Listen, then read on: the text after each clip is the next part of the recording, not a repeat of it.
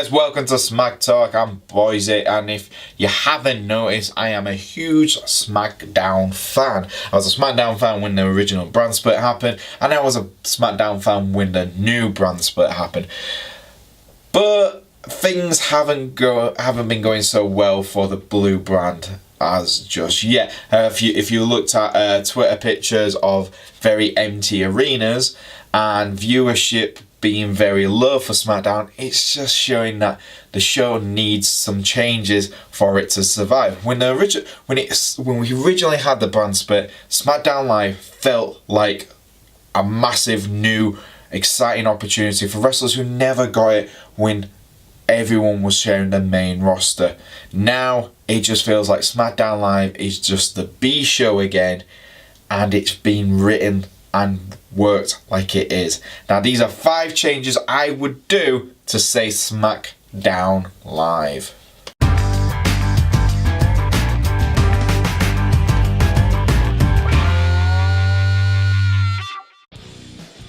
The first change I'd make would be get rid of a commissioner role and just have a general manager in charge. Now if you're going to have Shane in charge, that's fine, have Shane in charge. If you're going to have Daniel in charge, have Daniel. You can't have both guys in charge. It's just not working, and the power struggle between the two has been showing a lot.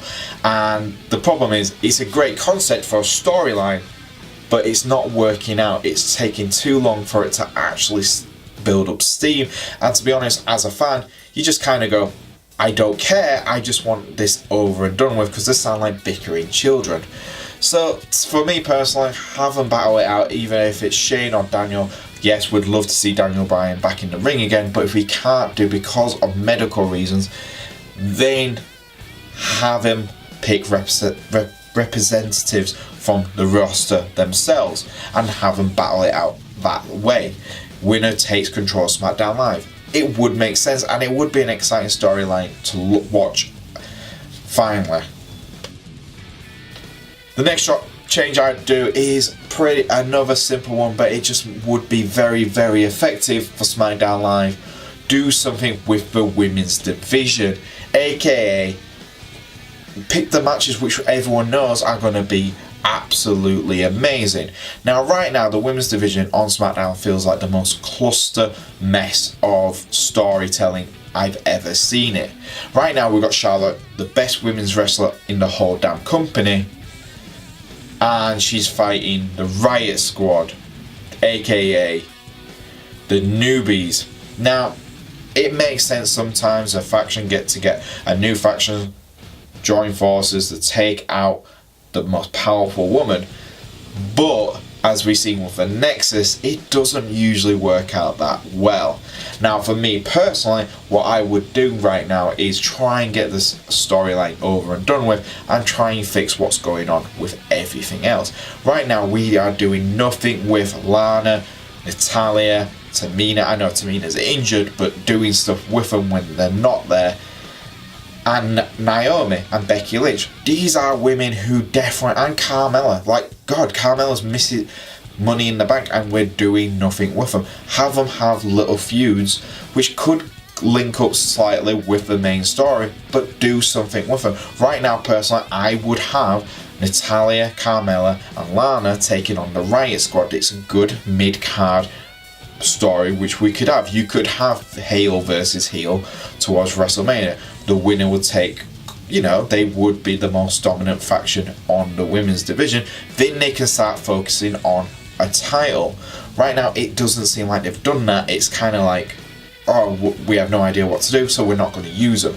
And let's be honest, WrestleMania is around the corner, and Becky Lynch is probably the best opponent Charlotte could have. Yes, it's face versus face, but we've seen these stories work before. Look at Daniel Bryan and John Cena. They had good matches against each other when they were both faces, and it really didn't take away from the match itself.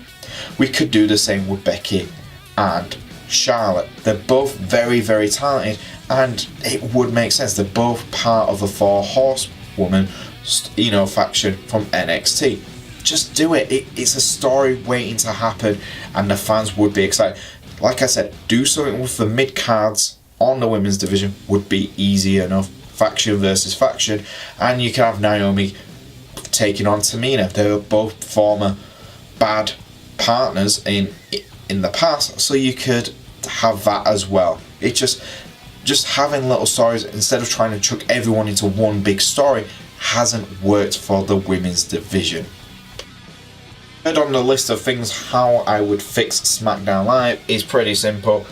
Invest in the Midcard division. It just feels like right now we are bombarded with just the main event storylines, and that's usually Kevin Owens, Sami Zayn and AJ Styles and Shane O'Mac and Daniel Bryan.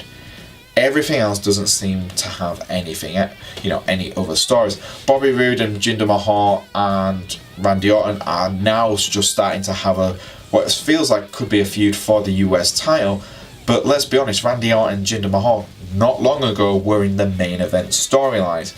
But what about guys like Ty Dillinger, Zack Ryder, Mojo Rawley? These guys who are your mid-card and also the blood of the stories, don't forget. Without mid-card talent, we're not going to get anywhere, for the US title. These guys are the ones who will either be pushing for titles in the future if they're given the opportunities. Ty Dillinger, the fans like Ty Dillinger. That's the thing. We like Ty, but he's not been given any opportunities. If you give the guy some opportunities, it would work. It would work for us as a fan. Even if he fails, it's still something to build on in the future. Zack Ryder, another talent where if you just give him a bit of a push, the best way to do this, in my opinion, is have a proper US Open challenge. Bobby Roode is, for me, the right guy to do it. He is awesome. And if you turned him heel, that's brilliant as well. Bobby Roode is one of the best heels in the whole damn company. If you don't believe me, watch his stuff in NXT. He was a goddamn awesome heel champion. Have him do the same with the US title and just say, look, have him cheat to win, but still have a US title open challenge, and the fans will enjoy watching it. Because guys like I said, Ty Dillinger and Zack Ryder would be awesome. Even if they fail, the fans will be like, man, these guys put on a great performance, and let them have matches as well. Like, even if it's a 10-15 minute match, giving them those opportunities will definitely increase the stock in the company. On the list is quite an obvious one for most fans, and they've been shouting it for nearly a year now. Change the head writer of SmackDown Live. Right now, the head writer of SmackDown Live is the old Road Dogg himself. One of Triple H's oldest friends in the company, and right now it just feels, and it's not just feels, it's obvious he doesn't know how to write for SmackDown right now. Obviously the company does change writers on shows, and it has been proven that they do this quite, not very often, but when they need to. And it's right now, if you look at how SmackDown's going, it definitely is needed the most. Right now, I would personally change the head writer from NXT to come in and take over. He can do double duty, have him write on NXT and still write for SmackDown. Road Dogg, send him to Raw and he'll be fine on there. But right now, the only division which doesn't struggle with his writing is the tag team division. Right now, tag team division on SmackDown is the strongest, but that's it. The main storyline, no one really cares. It's been going on way too long. The Daniel Bryan and Shane O'Mac story, no one cares.